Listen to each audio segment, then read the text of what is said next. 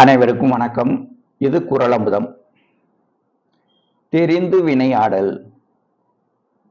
தெரிந்துனா அந்த விஷயத்தை பற்றி முழுமையா தெரிஞ்சுக்கிட்டு வினையாடல் அந்த வேலையை செய்யறது.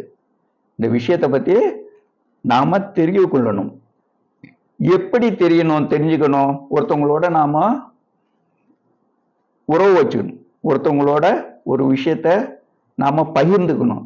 எப்படி பகிர்ந்துக்கணும் அப்படிங்கிறத தெரிந்து வினையாடல்ங்கிற அதிகாரத்துல 513வது குறள்ல வள்ளுவர் சொல்றாரு. அன்பு, அறிவு, தேற்றம், அவாவின்மை இந்நான்கும் நன்குடையான் கட்டே தெளிவு. அன்பு, ஒருத்தன்ட்ட அன்பு இருக்கணும். அவனோட நாம உறவு வைத்து கொள்ளணும். அவனோட நாம ஒரு விஷயத்த பகிர்ந்துக்கணும் அப்படின்னா அவன் அதுக்கு தகுதியான ஆளானா எப்படி நம்ம தேர்வு வைக்கணும்? அவன்கிட்ட அன்பு இருக்கணும். அடுத்து அறிவு இருக்கணும். தேற்றம்னு என்ன? முதிர்ச்சி. ஒரு விஷயத்த ஏனோ தானன்னு பேசாம ஏனோ தானன்னு செய்யாம தெளிவா செய்யணும். தேற்றம்.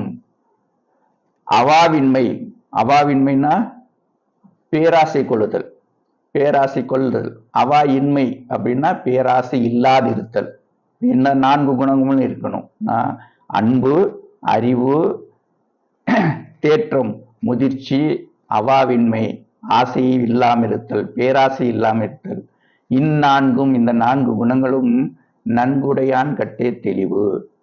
நன்குடையான் கட்டேனா அவனிடத்தில், கட்டே அவன்கிட்ட அப்படின்னு சொல்றதுதான் நன்குடையான் கட்டே. அவன்கிட்ட இவன்கிட்ட அப்படின்னு சொல்றது.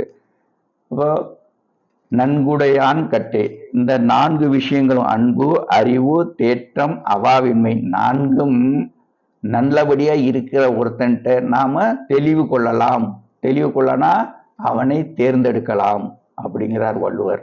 மீண்டும் ஒரு குறளோடு சந்திப்போம்.